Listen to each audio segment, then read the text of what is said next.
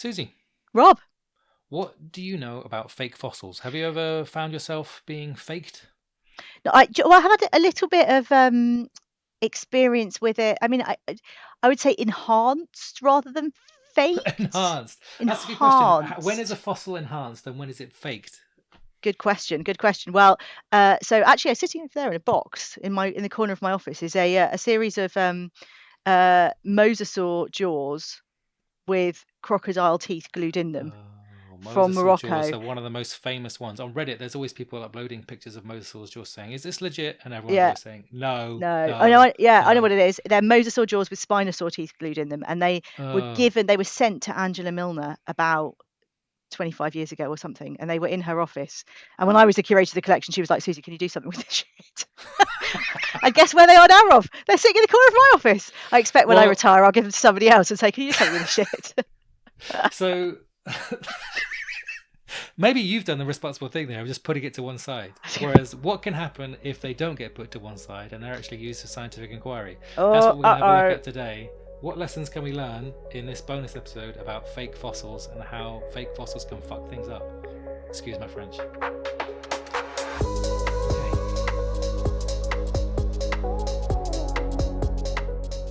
So, Susie, for this bonus episode for our special Patreon members, I wanted to talk about fake fossils. So this isn't necessarily based on some, paper that's come out recently, but some older ones. So perhaps one of the biggest, most famous fossil fakes ever was the Piltdown Man, which Yes. is a human evolution story in the UK from like the 1930s or whatever. That was perhaps one of the most famous ones that people also consider, and creationists will often harp on. I mean, we have to be a bit careful what we're talking about here because we're talking about fake fossils, and creationists love talking about fake fossils because that really enhances their point. But that's not what we're talking about. I want to talk about how academic science can be sort of undermined or flawed by not spotting fakes. Well, the Piltdown Man, you were talking about the Piltdown Man, Mm. and that's an interesting one, isn't it? Because that was actually, I think, the specimen was here, wasn't it, at the Natural History Museum, It or was, it was in the collections here, and it was supposed to be yeah. Charles Dawson, who actually contributed a lot. I think he might have worked here. Did he work here? I feel like I should know this stuff.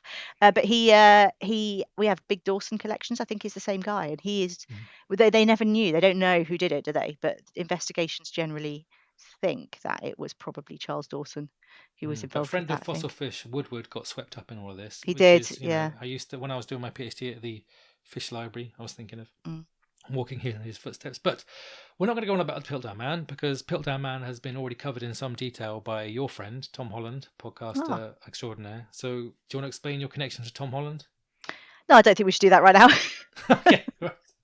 So they've covered it in the rest of his Have history they? on Oh, their podcast. Yeah, I'll have they to did. listen to that. Okay, Yeah, haven't they did listened an to that one. extended episode on Piltdown Man. But I want to talk about things that have happened more recently. Like Okay. how has academic science been disrupted? Because we might think, oh, well, the 1930s, oh, it's a different time, but actually, fake fossils can happen all the time.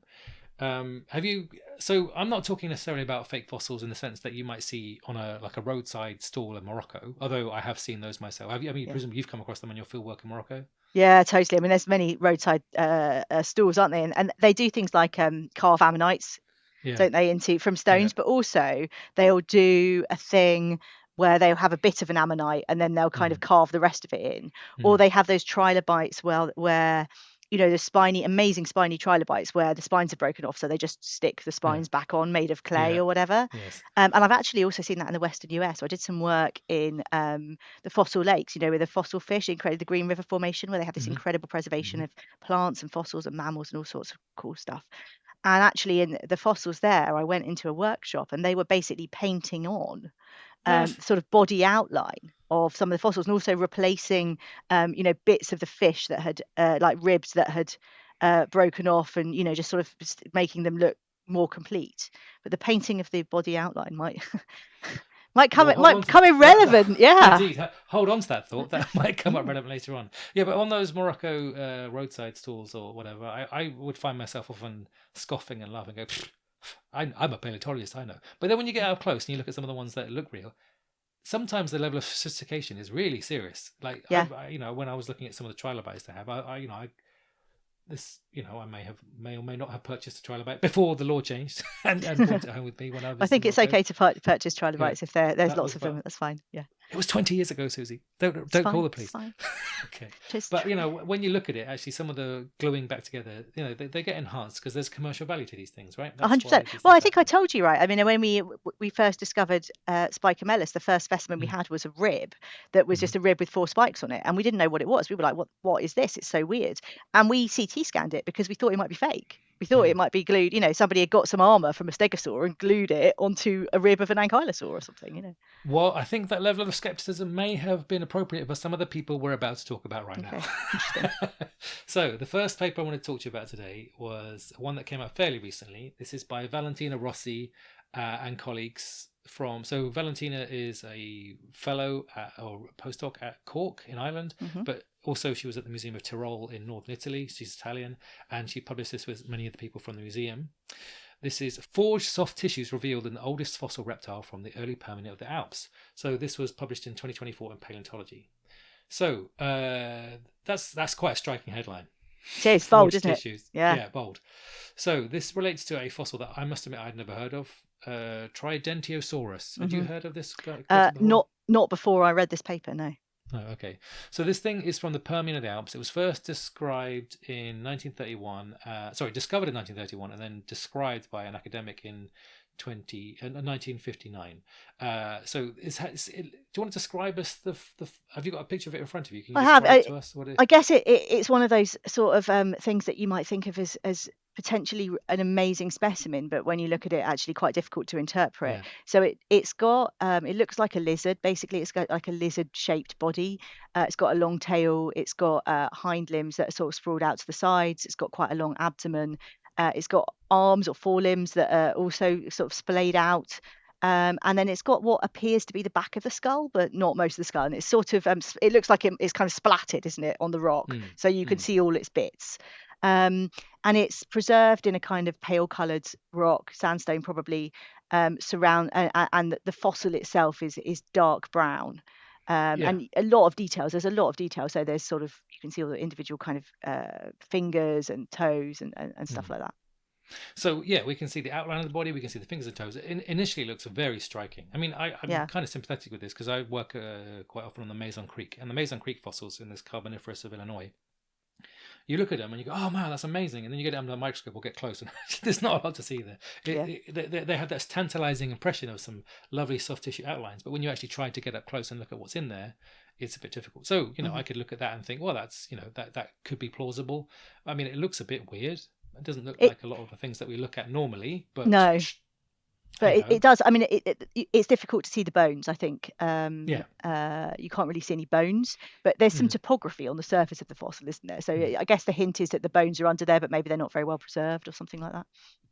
Indeed, and that was how it was first described, right? And Hmm. that's also one of the reasons it might not have been very thoroughly integrated into other, Study frameworks. Because subsequently, if you yeah. haven't got bones, you can't really do it very well. Yeah. So the body outline was interpreted as the remains of soft tissue preserved via carbonization. So basically taking the organic soft tissue and turning it into some sort of kerogeny carbony mess. And this is now quoting the paper. Although the overall shape of the fossil is clearly visible, the skeletal elements are not. The long bones of the hind limbs are poorly preserved, barely visible, and no other skeletal elements are recognizable. And notably, the skull is missing. So, Valentina set up this story that they wanted to test the taphonomy and phylogeny of this thing because it's not been done. Very sensible thing, right? If you want to constrain the evolutionary relationships and importance of this thing, you need to understand how it was preserved, right? That's what they need to do. Mm. Great.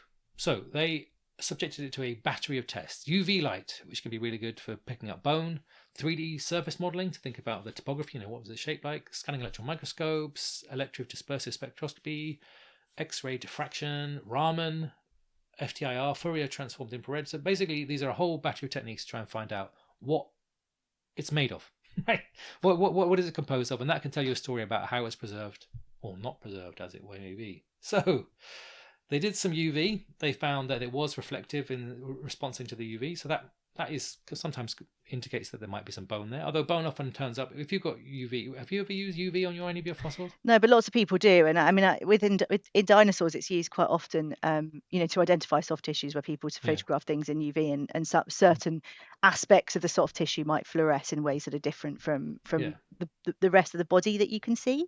absolutely. But yeah, I think in this paper it's interesting, isn't it? Because they actually use the fact that it fluoresces as part of the evidence that it's not real. Yeah. So often with bones, you might if you got the UV, they're going to be really crisp and bright in terms of the fluorescence because of the particular kind of minerals inside it. But soft tissues can do that, but they do find some UV. They find some evidence of scales. So like a reptile might be expected to have some scales. Great. So there is something in there. They found a highly variable topography, so it was really really bumpy. They interpreted this as potentially it was really heavily prepped to try and reveal the bones, but the bones might have gone from some sort of dissolution. So this is all indicating that there might have been some sort of fossil there at some point, right? If you found this and you wanted to prep it out, I mean, the reason I'm saying that's going to become more clearly later on. But these coatings, such as lacquers and varnishes and glues and artificial pigments, also fluoresce under UV, as you just said. And they came to the conclusion, using this whole battery of tests, that one or more layers of the coating may have been applied to the body outline of the osteoderms and the bones. So, they don't find any melanin, they don't find any melanosomes. What they do find is layers of stuff that look like it's paint Yeah. or lacquer. So this black body outline is not consistent with it being the carbonized, highly compressed, high temperature, high pressure, long millions of years ages of organic matter. Instead, someone somewhere at some point, pointing no fingers, has got a paintbrush and enhanced, which is the Enhanced. word, enhanced or forged, depending how you're looking at it. Yeah. So, what are your first immediate thoughts? Yeah, it's a really interesting case, isn't it? Because I don't know. I have talked to Valentina about this paper, but I don't know whether I asked her, and I can't remember if I did what the answer was. Whether they actually went in, because Valentina works on the geochemistry of taphonomy, right? This is Mm-hmm. what she does, and she's Yeah. after, amazingly preserved soft tissues. So I Mm-hmm. presume that they went into this thinking that this was, this was they were going to find some soft tissues. They were going to find some melanosomes, which are the Mm-hmm. pigment bearing cells that these guys focus their work on, which might have helped them understand the biological affinities of this very Mm-hmm. fascinating small thing. And actually what they found was that, well, I mean, yeah, they don't even know whether there's any bone. They don't really think there's any bone here at all, and there might only just be the impressions of a femur and a tibia, and that's Mm. it. I mean, it would be interesting to know, I think, and I very much hope that the museum, I mean, you could do a whole exhibition around this, couldn't you? They could make a really Mm-hmm. big deal out of the fact that they're using these, very, very cool, very novel techniques to reanalyze data in their collections, Mm-hmm. and it's shedding kind of fascinating new light on specimens in their collection. So I really hope that they're making the most of this, and really kind of emphasizing how cool the work that Valentina's doing here is. Absolutely. This is where the museum are doing the right thing here, right? Assessing what they've got and trying to figure out where it fits. And Well, and you and know, this is what we do, right? This is why I get annoyed when people. I'm sure I've ranted about this before on the podcast, when people say that museum collections are archives or Mhm. storage, because they're not. They're labs. They're Mhm. labs where they're databases effectively. We store data in these places, and we have to, every time a new technique comes along or every time new data comes along, we have to go back and revise everything that we thought we knew. And this is a really good example of that, where they're using a whole battery of techniques that weren't available to the researchers in 1959 to actually be able to say, well, what do we now know about this thing that we didn't know before? Absolutely. Now let's speculate. Let's go back to the what happened in the 1930s somewhere. What do you think that someone somewhere may have painted it? What were the motivations of that? Do you think? Do you think they're trying to increase the commercial value or make Wow, it? that's a good question. I mean, it'd be interesting to know how the specimen came to the museum. Was it purchased? Because Mm. if it was, Hmm. that could be a thing, right? As I was talking about the Green River fish, where they're just slightly, making them look slightly better.